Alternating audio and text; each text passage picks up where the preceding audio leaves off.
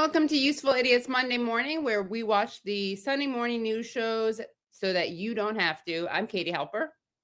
I'm Aaron Maté. Hey, everybody. Thanks so much for being here. Nice to start the week with you and some of our favorite scumbags on corporate media. Please like the stream. Please share it. And also, please go to usefulidiotspodcast.com to support the show and get bonus content. Yep. It's a great time. Great extended interviews. Great Thursday Throwdown, which is your midweek dose of Media Madness. So it's kind of like this, but it's during the week. So what could be better than that? So as always, we're going to kick it off with Meet the Press. Went missing in Syria. From NBC News in Washington, the longest running show in television history, this is Meet the Press with Kristen Welker.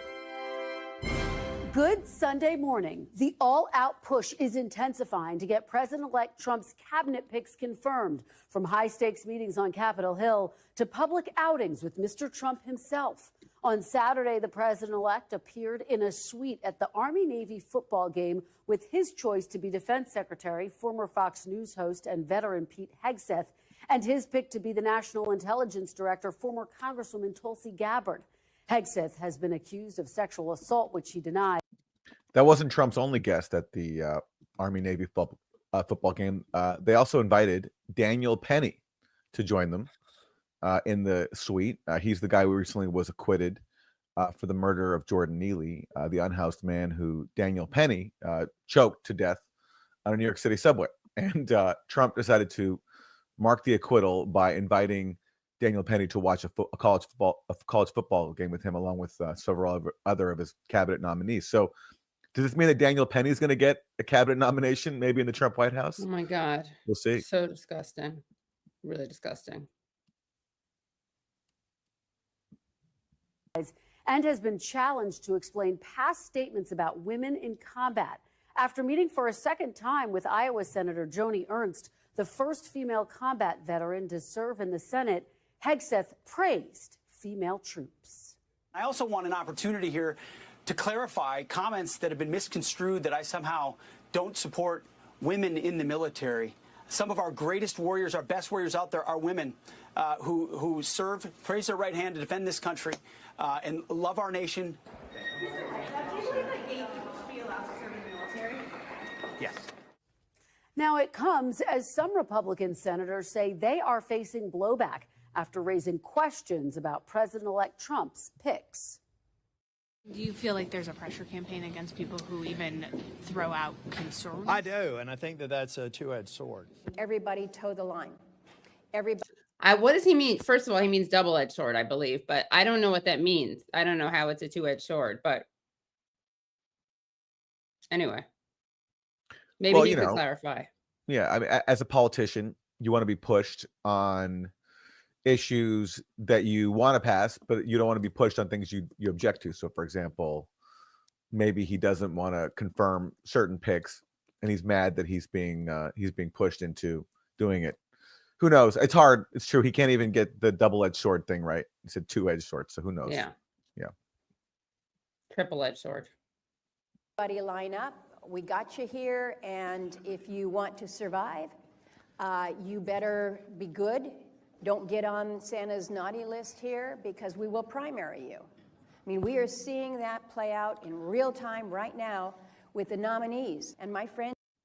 I mean, that's kind of good. I mean, I wish the left could do that or did do that. Primaried people effectively if they didn't do what the left wanted. That would be great. I'd also love it if that's how threats were made in Washington. Don't get on Santa's naughty list. I know, yeah. You get on Santa's naughty list, you're in trouble, Mr. or ma'am. Yeah. That'd be kind of sweet if that's how Washington worked in the background, with people invoking Santa's naughty list to make threats. Right. I mean, I don't know if you want to sanctify him when you're criticizing him. That may be the wrong analogy, unless you're like Santa-phobic. But some people sanctify Trump and others sanctify him. Joni Ernst, who is probably one of the more conservative, principled Republican leaders in the Senate right now, is being hung out to dry for not being good enough. I mean, I don't know how principled she is. She's pretty odious, and she made a campaign video bragging about castrating pigs. So she's pretty persona non grata to me. Let her be hung out to dry. Also this week, President Biden issued a flurry of pardons and commutations for nonviolent offenders, commuting the sentences of almost 1,500 people and pardoning 39 others, the biggest single-day act of clemency. It comes 2 weeks after the president pardoned his son, Hunter Biden. In a stunning twist, former senior White House aide Anita Dunn criticized the timing and justification of the Hunter Biden pardon. I absolutely agree with the president's decision here.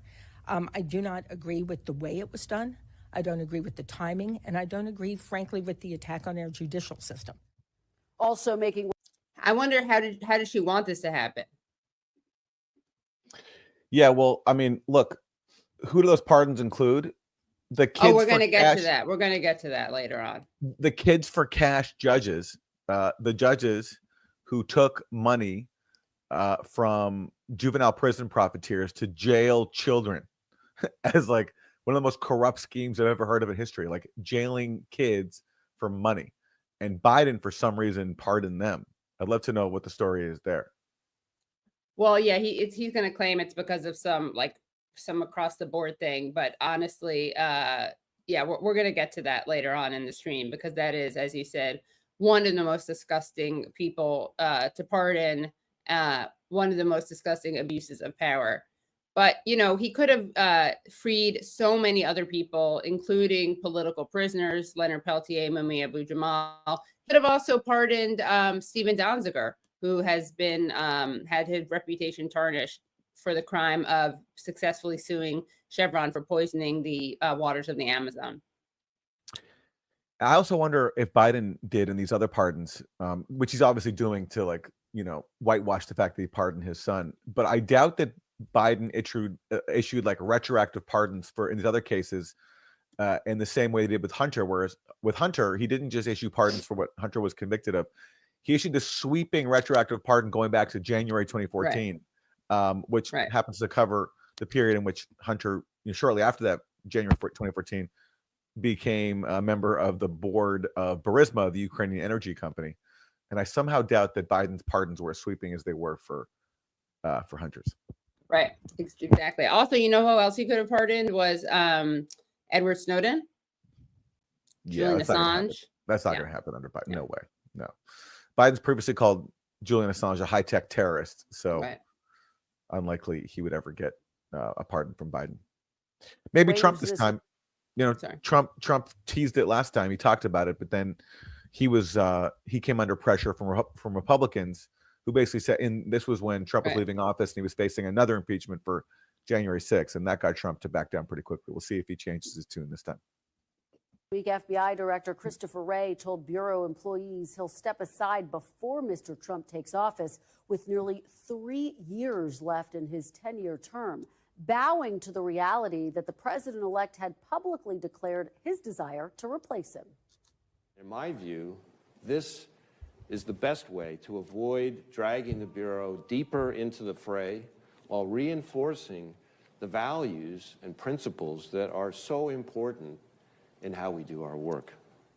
Kash Patel, a former federal prosecutor who President-elect Trump has picked to replace him, has called for the agency's headquarters to be dismantled. The FBI's footprint has gotten so freaking big, and the biggest problem the FBI has come out of its intel shops. I'd break that component out of it.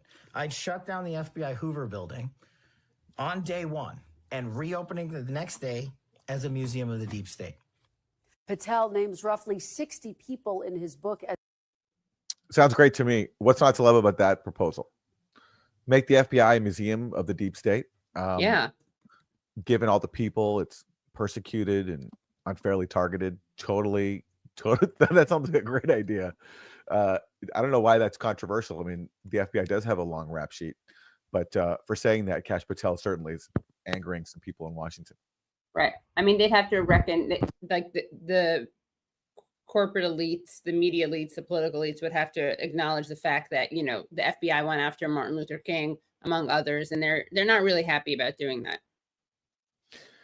Yeah, no, Fred Hampton, the list is so long. Yeah. And I mean, now those victims of FBI persecution are not who I think Republicans have in mind when they want to make a Right. museum to the deep state. They're thinking about one guy, and that's Donald J. Trump, who was framed as a Russian asset. But if there actually were a museum to the deep state, there'd be, the majority of the deep state's victims would be on the left. It'd be people like Dr. King and Fred Hampton.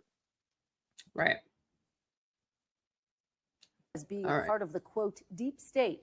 I asked President-elect Trump about that list in our one-on-one interview last week. Do you want Kash Patel to launch investigations into people on that list? No, I mean, he's going to do what he thinks is right. Do you And I think will- that's I will right? tell you, Do you think that's right, sir?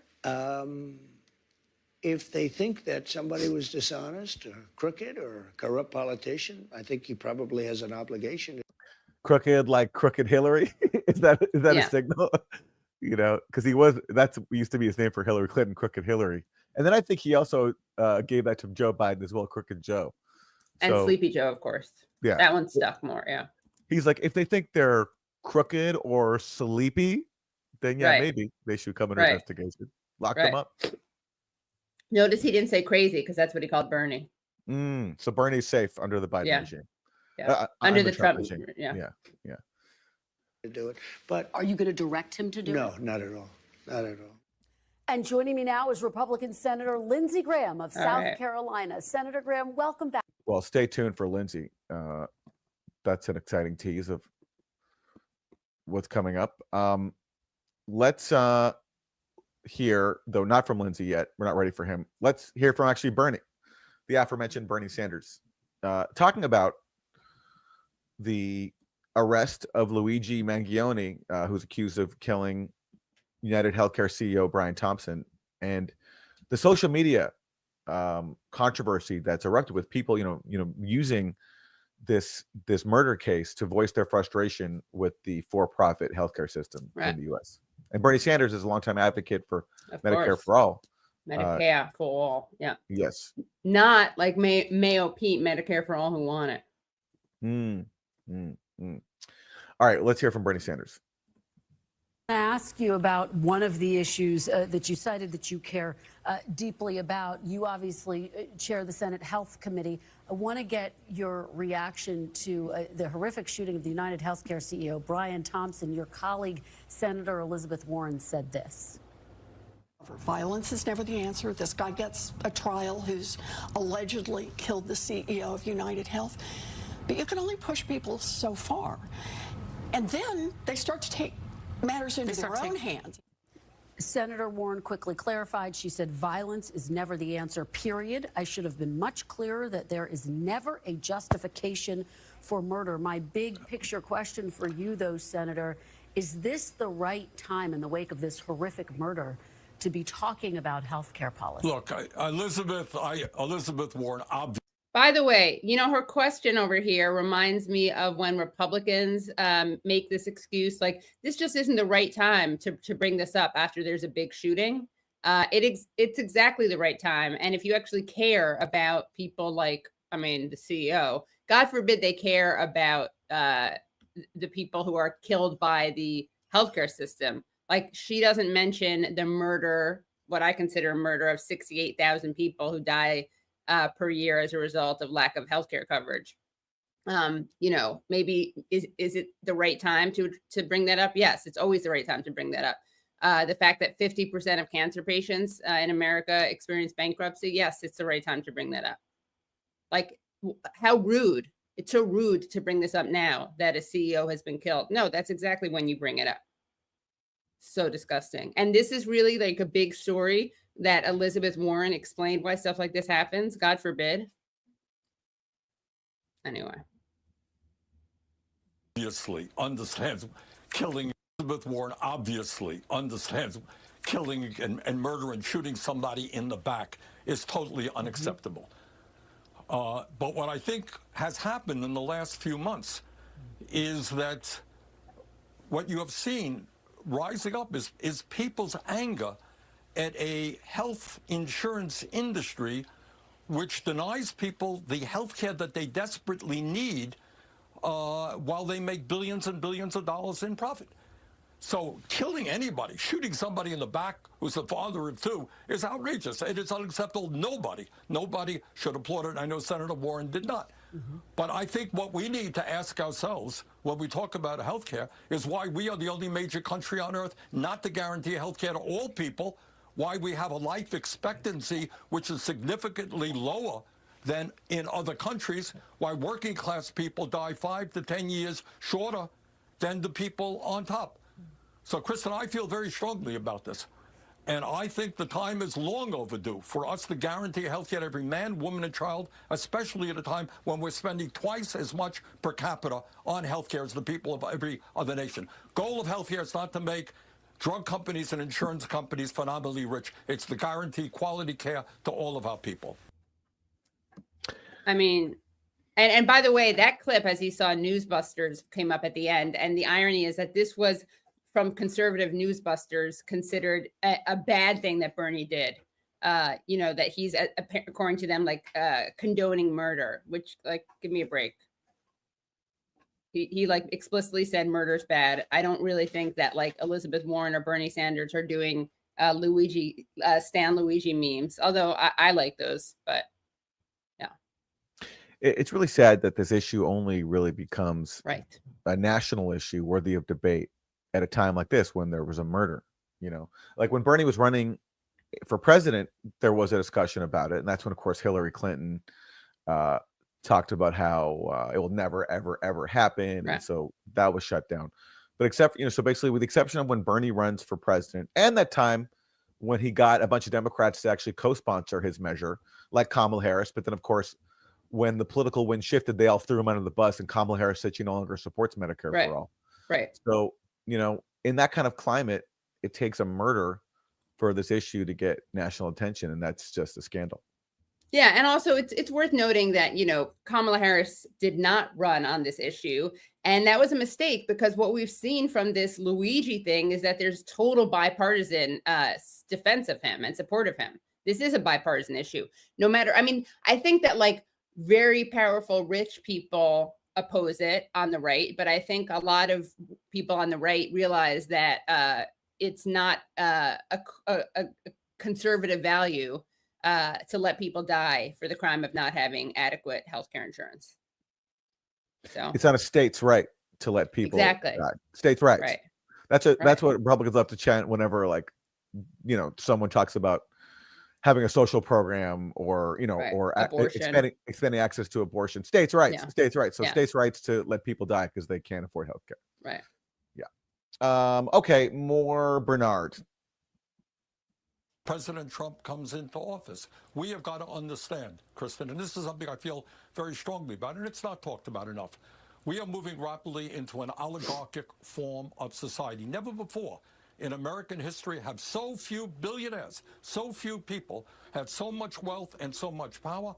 Never before has there been so much concentration of ownership, sector after sector, power of Wall Street, and never before in American history, and we better talk about this, have the people on top had so much political power. We can't go around the world saying, oh, well, in Russia, Putin has an oligarchy. Well, we got an oligarchy here, too. And in this last election, in both parties, billionaires spent huge amounts of money to elect their candidates. Here in the state of Vermont, we believe we have town meetings, one person, one vote. That's democracy, not billionaires buying elections. Those are the issues we got to focus on. We got to rebuild the middle class. 60% of our people. Amen, Bernie. Amen. All true. Is he going to get canceled as a Putin puppet? Yeah, you can't say that on television. You can't say that we have oligarchs too. It's only Russia who has oligarchs, apparently, according to corporate TV speak.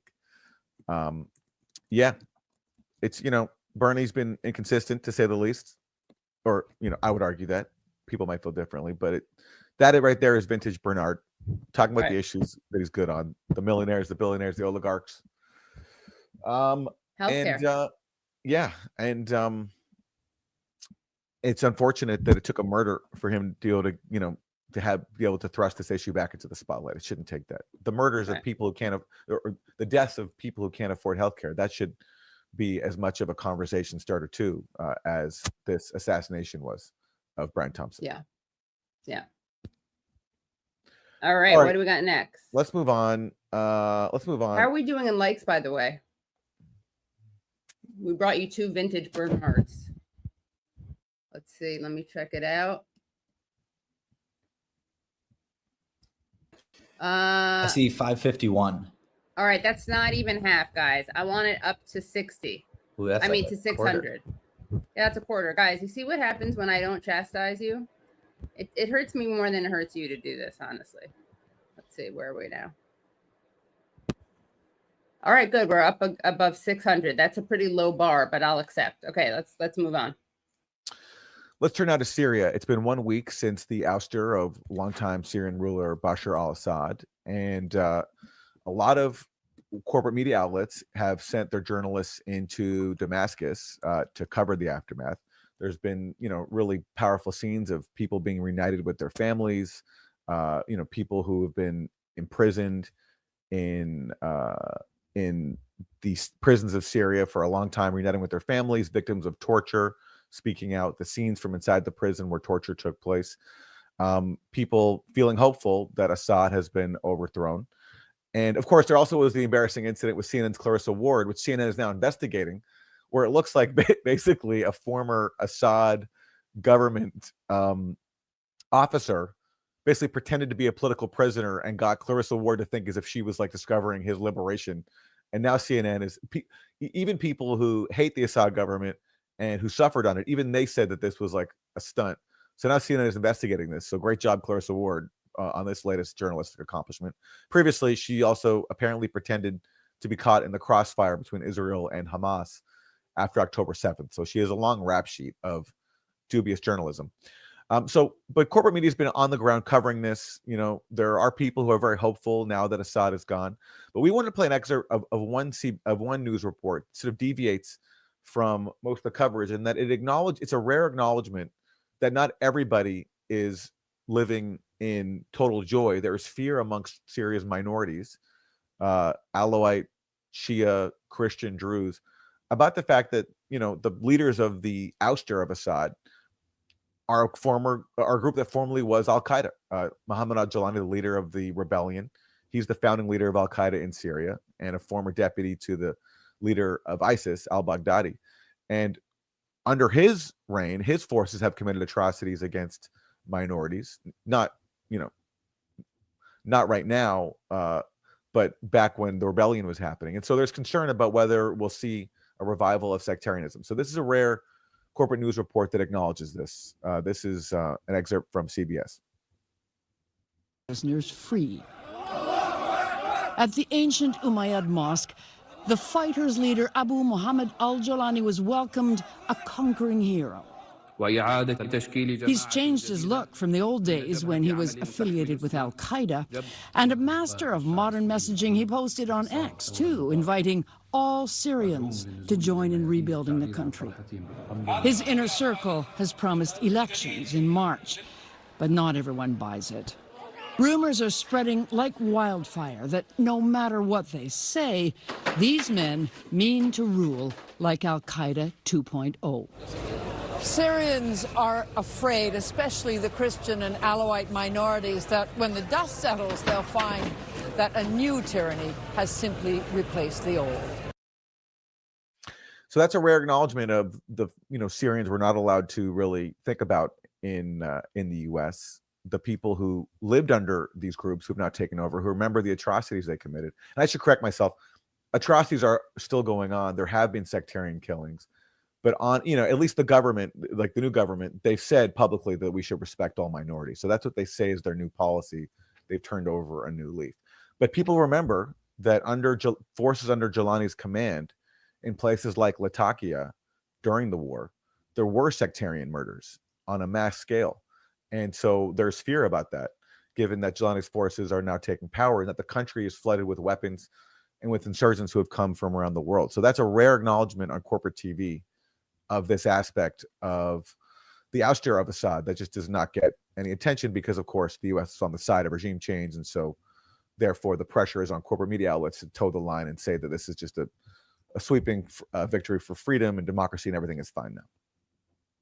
Yeah, I wonder if this is going to get removed from the internets. Well, we Well, not- documented it here. Yeah, well, not remote, but just keep in mind, when Gaddafi was overthrown, when Saddam Hussein was overthrown, you obviously had people inside both countries who were celebrating because both of them subjected their people to repression and suffering. And the similar thing now in Syria. But the question is, what happens when the jubilation wears off? You do have a problem where the people in power newly in power did commit sectarian crimes. Jolani claims he's turned over a new leaf. That being in Al-Qaeda and ISIS was just a phase. I find that hard to believe.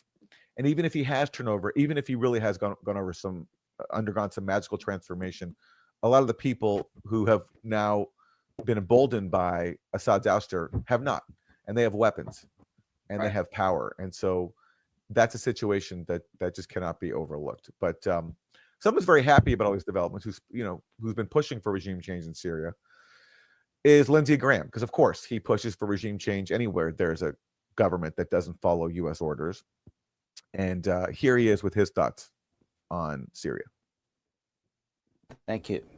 Thank you so much for being here. I want to start overseas in Syria. I know that you have been quite focused on the conflict there. The fact that President Bashar al-Assad has been overturned by rebels, creating a power vacuum there. I know you've expressed some concerns that there could be a resurgence of ISIS in Syria. I want to ask you, President-elect Trump has said the U.S. should, quote, not get involved in Syria. Is that the right approach, Senator? Well, leave it up to the Syrians to form their new government, what kind of country they want to be to a point. But we do have an interest in. I love that caveat. Yeah, I leave it up to Syrians to determine their new government, what kind of country they want to be up to a point. So what does that mean? The point at which they stop following U.S. orders, and that, if they do not obey our commands, which include basically probably normalizing with Israel, stopping any resistance to Israel, then that is the point at which they're not allowed to be their own country. Right.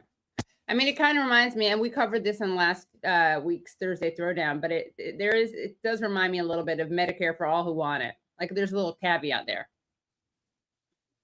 Self-determination up to a certain extent. In preventing ISIS from coming back on the battlefield. For 5 years, they reigned terror in America, all over Europe, slaughtering people. ISIS fighters are killing machines. They want to purify Islam. They want to take down the King of Jordan, the King of Saudi Arabia. They want to replace the UAE with a theocracy. You don't want these people in charge of the Mideast. That's interesting. Are we now openly siding with Saudi Arabia? I guess we are, right? He's upset. I mean, we always have. We always have, right. He just took off the curtain, removed the curtain, yeah. And also, who helped create ISIS, Lindsay?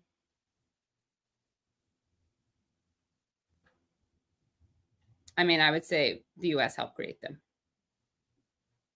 through their various, the Iraq War, for instance. That was good PR for them.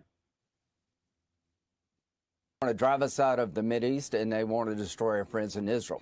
There are 50,000 ISIS fighters under the control of Kurdish allies of the United States in northeastern Syria.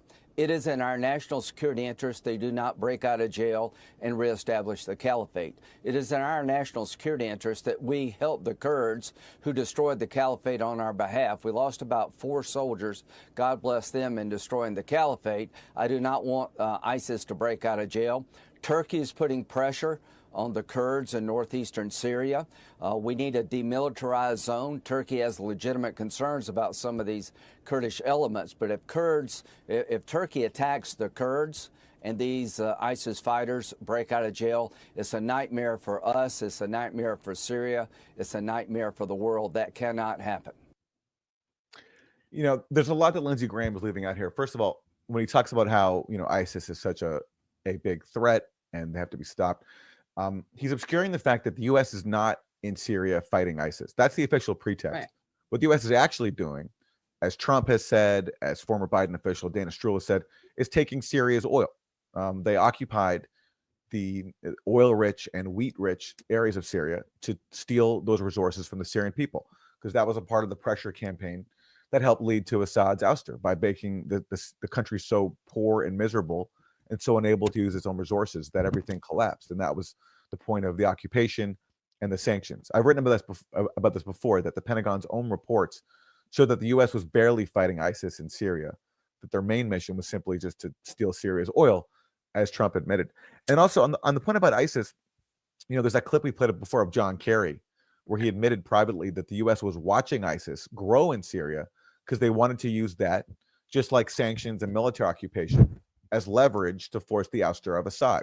Kerry explained that the more ISIS grew, the more Assad would be in danger, and that the U.S. hoped that Assad would then negotiate his way out of power to allowing someone who the U.S.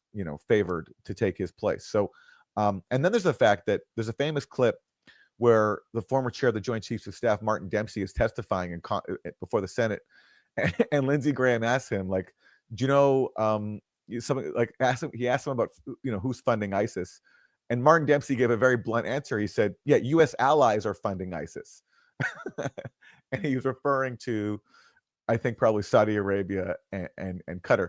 And then Lindsey Graham gets very upset at that. He says, "Let's don't take the Middle East unfairly, because they were trying to fight Assad."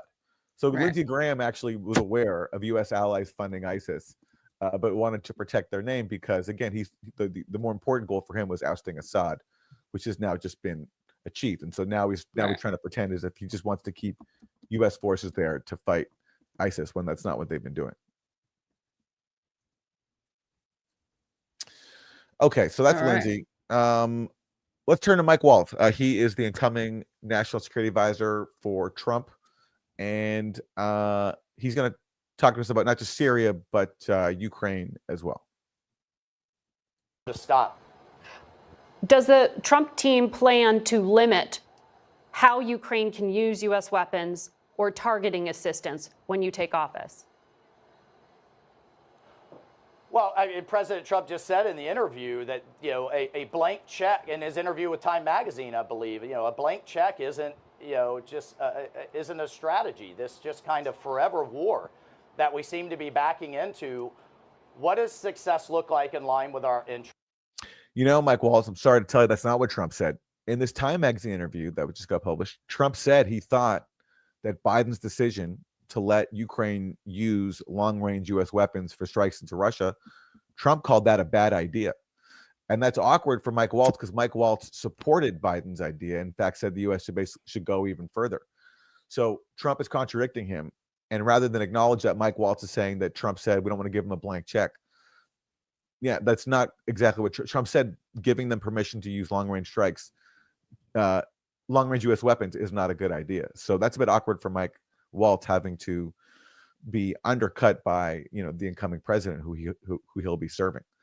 I think what Trump said is accurate, especially given the U.S. officials acknowledge that these long-range weapons won't make a difference to the outcome of the war. They'll just invite a harsher Russian missile barrage on Ukraine. So what's the point except just to escalate, which has been the Biden strategy pretty much all along. And my only other thought on this is, is Robert Mueller still available, maybe to investigate Trump for being a traitor by criticizing the U.S. letting Ukraine launch missile attacks with U.S. weapons into Russia? I don't know. Maybe we can get the Mueller investigation going again. Let's hope. Yeah. How do we end the war? Who's at the table? How do we drive all sides to the table? And what's the framework for an agreement? Those are things that we're thinking through with his fantastic team that he's assembling. Was that discussed in that 45-minute meeting that Mr. Trump had with Mr. Zelensky in Paris last week? And do you support putting NATO member states as peacekeepers in Ukraine? Well, what's been so interesting, Margaret, is just since the election, everyone coming to us, our European allies, President Zelensky in that meeting, and others have shifted to that framework I just talked about. Yeah. How do we end this conflict? How do we do it in a way that restores stability, stops the carnage, and hopefully makes this a permanent end, not just a pause? Those are all things that we're thinking through. And in terms of the question you just asked, the NATO Secretary General came here to Mar-a-Lago. He's talking about the Europeans taking a bigger role in whether that's on the ground or otherwise after this conflict is over. And that's exactly what President Trump has been asking for. I have to. So Margaret Brennan asked there about the prospect of NATO peacekeepers inside of Ukraine, given that, Russia went to war in part to prevent the expansion of NATO. The former NATO Secretary General Jens Stoltenberg even said that Putin went to war because he didn't want more NATO on his borders. Given that, I have a hard time believing that Russia will accept NATO, quote unquote, peacekeepers inside of Ukraine. But at least in Washington, they're thinking about peacekeepers. I mean, that's a good start. It's better than, I think, more weapons and more futile war. But I think they have a hard time letting go of the idea of not pushing NATO into Russia. So for them, those peacekeepers would have to be from NATO. But I don't think Russia, I could be wrong. I don't think Russia would let that happen. Right. That'd be nice. But it's like a step-by-step process for war. Yeah, right. Baby steps. Right. Baby steps, right? Like to be able to conceive of the idea of peace and peacekeepers, they need to still have it infused with some kind of war, some kind of like hegemonic thing. So those peacekeepers must be NATO. But maybe they'll get there if Trump indeed follows through on what he's been talking about and tries to impose a peace settlement. Yeah. Okay, we have a bit more of Mike Walls. I think he's going to talk about Syria as well. To quickly ask you about the Middle East. During the last Trump administration, Donald Trump pulled some U.S. troops out of Syria. Does he intend to keep the 900 U.S. troops there? It's like she's bargaining. She's like, all right, fine. Okay, if you're going to make peace in Ukraine, can we at least keep a troop presence in Syria? Let's make an agreement right now. Let's negotiate. Okay, that's the bargain. Peace in Ukraine for military occupation in Syria. Let's shake on it. Let's shake on it. We can't have too much peace. Exactly. Yeah. We can't have too much. We need a little bit of interventionism. 100%. Yeah. Look, our number one interest is keeping a lid on ISIS. We cannot have an explosion of ISIS back into a caliphate that threatens Iraq, threatens Jordan, threatens Turkey and Europe, inspires attacks in the United States like we saw in 2014. President Trump cleaned it up then with his team. Thousands of ISIS fighters are in prison camps. We're in consultation with the Israelis as well. They're importantly taking down Assad's chemical stockpiles, as well as other things we don't want falling into the hands of anybody. There's so much to correct here. First of all, so he's referring to Israel's bombings right now of Syria, and he's saying that that's Israel taking out Assad's chemical stockpiles. Well, no, they're not, because if Israel, like you don't bomb chemical stockpiles. Yeah, exactly. Because that would basically be a chemical weapons attack. Now, it's not clear to me that Assad, the government, had any chemical stockpiles left, because they reached an agreement way back in 2013 to destroy all those chemical stockpiles, and they handed over their stockpiles. Now, maybe it's, I'm not God, so maybe some was kept, but certainly Israel bombing all these areas around Syria, that's not taking out the stockpiles, or else we'd be seeing people dying from chemical attacks, because when you bomb a chemical stockpile, that bombs the chemicals and sets them off. So he's trying to whitewash Israel just going on a rampage in Syria, taking out Syria's military infrastructure, so that Syria can never, ever even think about trying to get back the Golan Heights, which Israel stole from Syria, and the new territory that Israel's stealing right now. It's taking more territory, taking advantage of Assad's fall. And again, I'm sure he's going to condemn that, Aaron. I'm sure he's going to condemn them for annexing more land. Yeah, I'm sure that comes next in the clip. And Trump, meanwhile, again, he wanted to pull U.S. troops out of Syria. His subordinates ignored him. And then Trump blurted out the truth, which is that we're not there to fight ISIS. He said we're there to take the oil. So that was his way of justifying it to himself, that he was being undermined and that U.S. troops were going to stay. He said, fine, we're taking the oil, which is true. And given now that, the point of taking the oil, the objective has been achieved, Assad was overthrown. I think that just from the point of view of like U.S. hegemony, the argument for staying in Syria has declined, because the actual goal was not fighting ISIS. It was stealing Syria's oil and wheat so that Syrians suffered enough so that the government would collapse, which is just what happened. So I actually wouldn't be surprised if we see Trump have an easier time now, if he wants to pull U.S. troops out of Syria.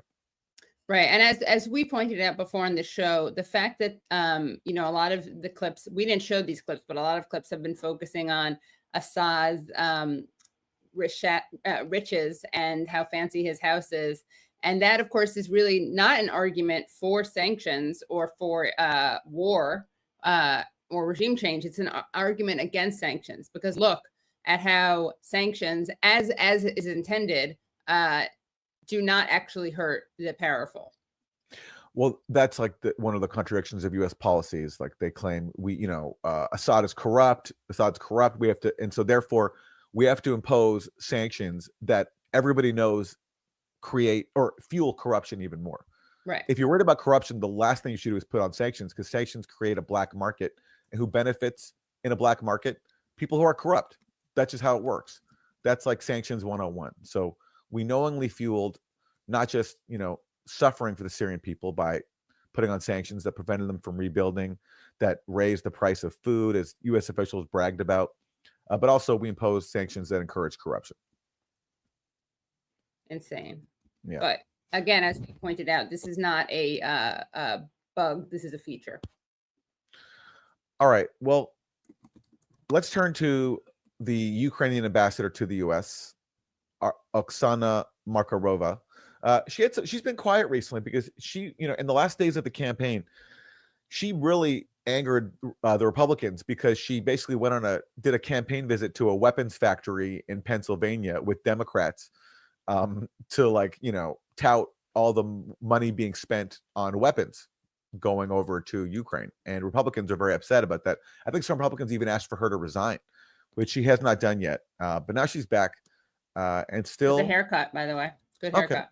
Okay. Yeah. Well, anyway, we haven't covered Ukraine as much recently, given all the turmoil in Syria. And of course, something we haven't even mentioned yet on the show, the genocide in Gaza, which has totally been pushed away from, to the extent it was even being covered, it was already not good enough. But now it's even more on the sidelines because of all the turmoil in Syria. But the genocide is ongoing. There's massacres every day, all the same horrific images that we've just all been forced to, or like we've been told to get used to, because somehow we've normalized mass murder of Palestinians. That's just the reality that we're facing. But let's Right. Well, yeah, I want to just point out the fact that, of course, we have to focus on the dungeons of Syria, and this is not a whitewashing of that, but we have to focus on that and crimes that were committed by Assad, because we can't actually focus on the ongoing crimes, which are genocidal, committed right now by a government that we're supporting. So let's hear from another conflict that we're fueling, the whole proxy war in Ukraine, from the Ukrainian ambassador and her thoughts. Western power, as you know, is sending troops to Ukraine to help Ukrainian forces. But Russia's got North Korean troops now who are fighting on their side. Yesterday, it's actually not confirmed. There have been North Korean troops inside Russia. They've been training. And the Ukrainian government has circulated some photos of some people who look mildly Asian on the battlefield, but they're not confirmed to be North Korean.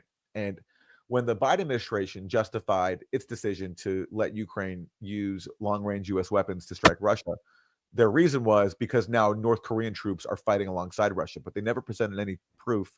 And I haven't seen it yet. I'll happily, if I'm wrong, I'll happily correct myself on a future show. But I haven't seen the evidence yet that North Korean troops are fighting alongside Russia, at least in Ukraine. Certainly not in Ukraine. Maybe in the Kursk region, which Ukrainian forces have invaded of Russia, but not inside Ukraine. But anyway, because the U.S. said it, it's taken on faith by our corporate media. President Zelensky said Russia has been using a significant number of North Koreans. How are they fighting? Yes, and we are not asking for other troops. Ukrainians are still capable of defending our own country. We're asking for the military support. Yesterday, we have seen those... By the way, yeah, Ukraine's not asking for troops because they know, first of all, those troops will never be sent. But also, what is the U.S. asking Ukraine to do when it comes to troops? They're asking Ukraine to sacrifice younger Ukrainians by drafting 18-year-olds. The current draft age is 25. Ukraine's now under pressure from the Biden administration, including Antony Blinken, to lower the draft age to 18. So that is currently the state of, troop levels in Ukraine, is that it's so dire that the Biden administration is putting pressure on Ukraine to conscript and sacrifice younger people. Right. And also it's worth pointing out, so at a earlier in December, they're at a conference with Friedrich Merz, who is the leader of the center-right opposition party. Zelensky did say, quote, "A contingent of military forces from one country or another could stay in Ukraine until it becomes a NATO member." So he's being hospitable to troops, let's say. Well, that's nice. That's nice. Yeah. Yeah. I'm not sure who would want to go off to die in Ukraine, along with all the other young Ukrainians who are being sacrificed. But hey, maybe NATO states can find somebody. Yeah. Tens of thousands of troops that we were warned and worried about. We have seen hundreds of them on the battlefield already. And we are successfully fighting with them as we are fighting with the Russians. I mean, look, we see them now in Kursk Oblast only.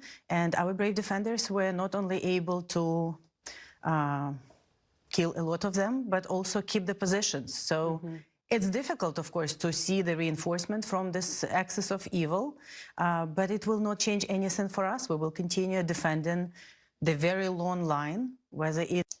By the way, I like that throwback to the axis of evil, throwback to 2003 era, the era of the Iraq War. Shout out to President George Bush II. Like, you'd think the whole brand that uses the axis of evil as an argument would have taken a hit based on the Iraq War. Right. But no, people still using it. It's like, it's kind of like Subway has rebounded from the fact that its spokesperson was a pedophile. Right. Axis of evil, similar thing.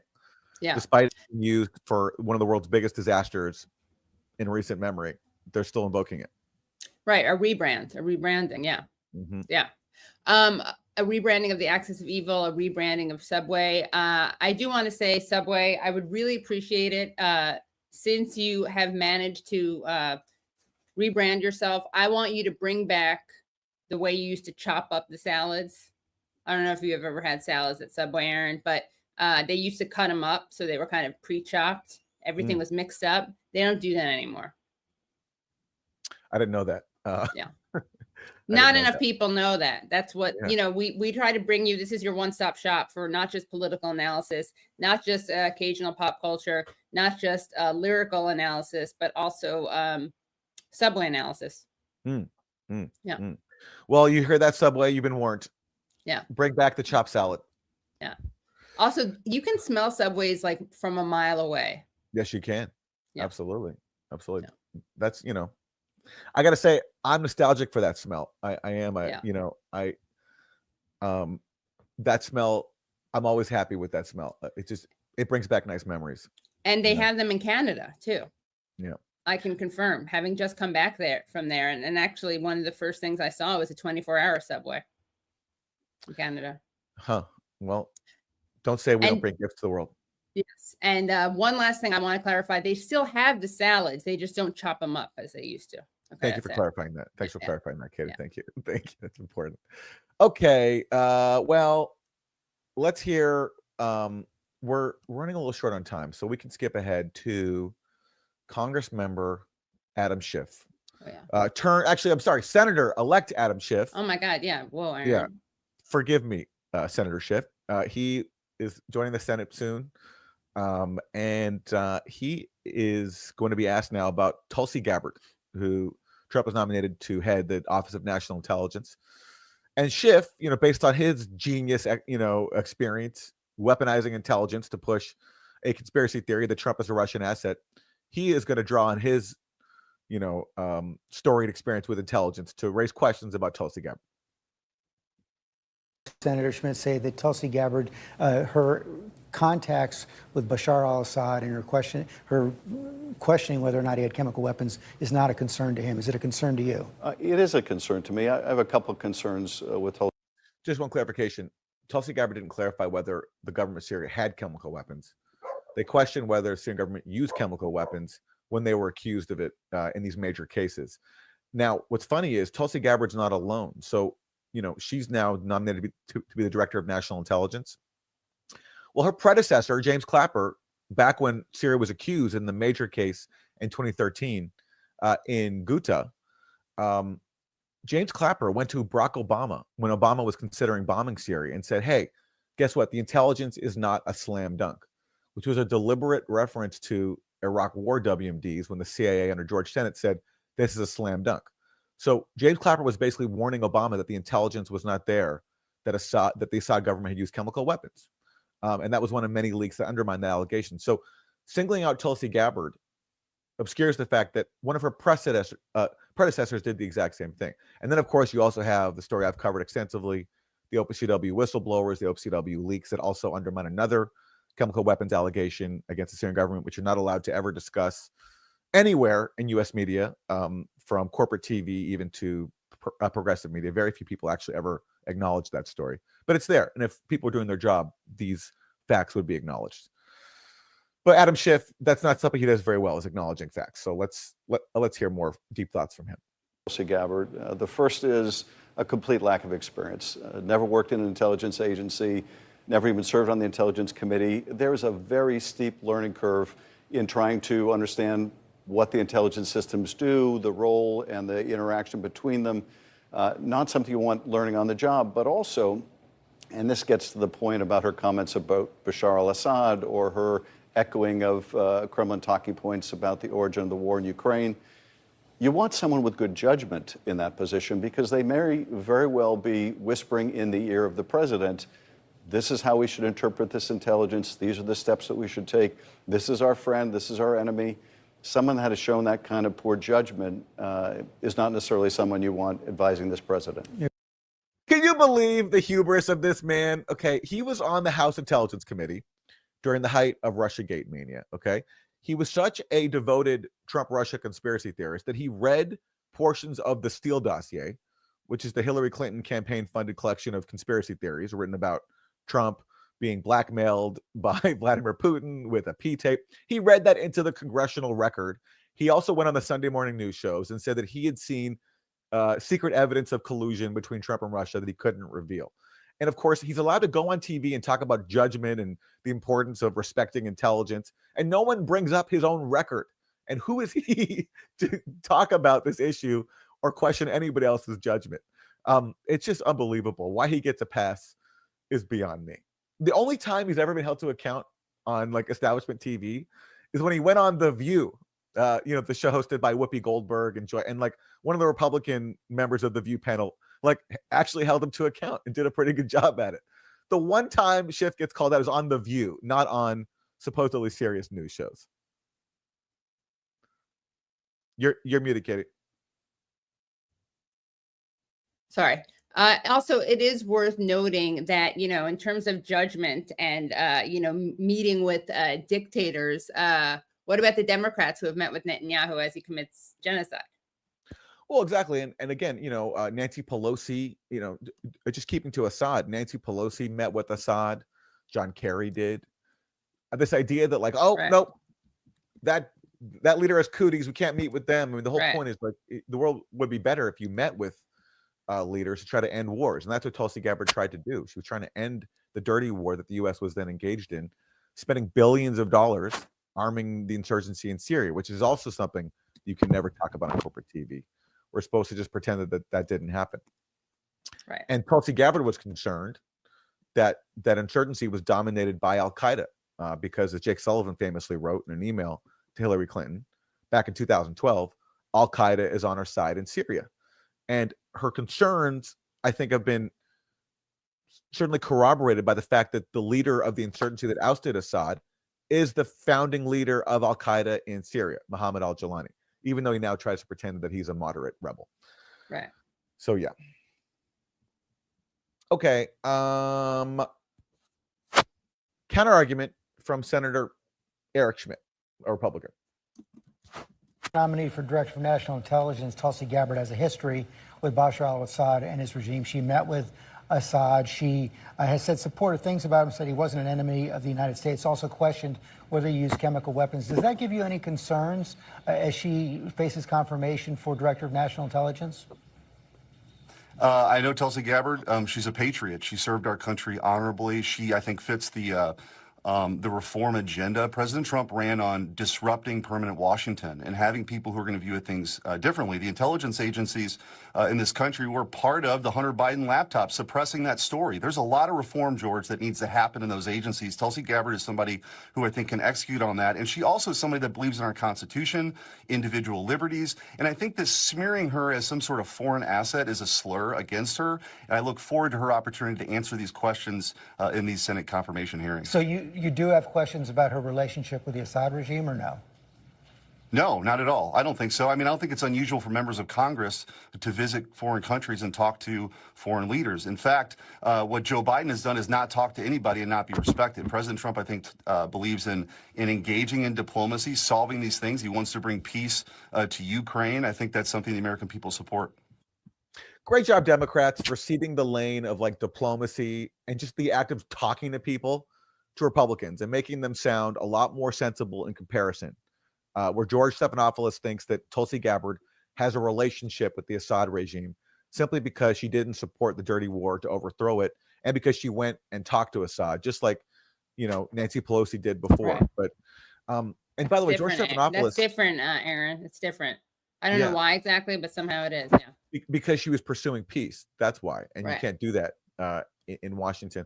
By the way, George Stephanopoulos, you think he shows some humility too in terms of his insinuations about a relationship between Tulsi Gabbard and the Assad regime, when he just had to, his network just had to pay Trump $15 million to settle a defamation suit. That happened just this week. So you think after that he'd show some humility in trying to, like, you know, smear somebody else, but he's obviously has not learned any lesson from just having to pay $15 million to Trump for comments he made about Trump's civil, you know, the defamation case over allegations of rape by E. Jean Carroll. George Stephanopoulos had to pay $15 million for that. And of course, we should remember you know how he got his career started as like a Clinton spin doctor. Sure. Yeah. All right. We're running out of time. Should we do something on the drones, on these mystery drones? Sure. Yeah. How about we do the second, not Mayorkas, but the other one that with Mike Waltz. You want to do Mike Waltz on the drones? Okay, let's hear from Mike Waltz, the incoming national security advisor. And certainly all these mysterious drones over New Jersey, that's prompting concerns about national security. What are these drones? Where do they come from? Who's responsible for them? I don't think we still know. I haven't actually followed the story too closely, but as far as I know, it's still a mystery. And let's hear the thoughts of Mike Waltz on this. Do that. But at this point, given the intelligence you've seen, is there any reason for the public to be worried? Well, look, when you have sensitive sites like Picatinny Arsenal, you have, of course, President Trump's residence at Bedminster, and you have other no-fly areas, those need to be enforced. We need to know who's behind it. But right now, I think law enforcement seems to be, the Department of Homeland Security and the Defense Department are kind of all doing this and pointing at each other. So when we come in, you know, how do we enforce these low-level, long loitering, could be dangerous drones? And one thing for people to appreciate, you know, they're evolving so rapidly. It's not necessarily somebody that's just on the other end flying it. They could be following pre-positioned GPS coordinates. They could be coming from offshore. And we need to take a hard look at our homeland defenses. President Trump has talked about an Iron Dome for America. That needs to include drones as well, not just adversarial actions like hypersonic missiles. We need to have an all of the above protection of U.S. airspace. I love that. I like this idea that the Iron Dome, we got to bring, I mean, it makes sense because we share values with Israel, and we should share Iron Domes with Israel. We should share the same defensive systems, even though they're not very effective, as Norman Finkelstein goes into this in great detail. Well, the point is, even if we can't solve the mystery of what are these flying objects hovering over New Jersey, at least we can guarantee more money for the military-industrial complex, more taxpayer dollars going into weapons makers to produce now a new Iron Dome to stop the drones. Yeah, and it's funny though, because it's again just one of the many things that we can share with Israel. And again, and if they were so effective, why don't other countries have them? By the way, it's worth stressing again. We didn't cover any aspects of the Gaza genocide today simply because the corporate media clips ignored it, and we're a corporate media recap show Monday morning. But it just has to be stressed that this is being normalized. This mechanized mass murder going every day in Gaza. Some of the new images coming out are just beyond description. Which says a lot. I mean, that you can keep being shocked by it. It's like I keep thinking it can't get worse, and then it does. There's a man who went viral, months ago because he was mourning the loss of a grandchild. He's just been killed.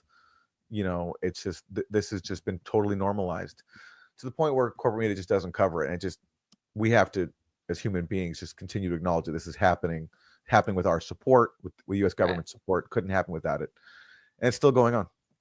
Right. Well, that's been your Monday morning. Sorry, there's no great news to celebrate, but that's what it wouldn't be a Monday morning, honestly, if there were.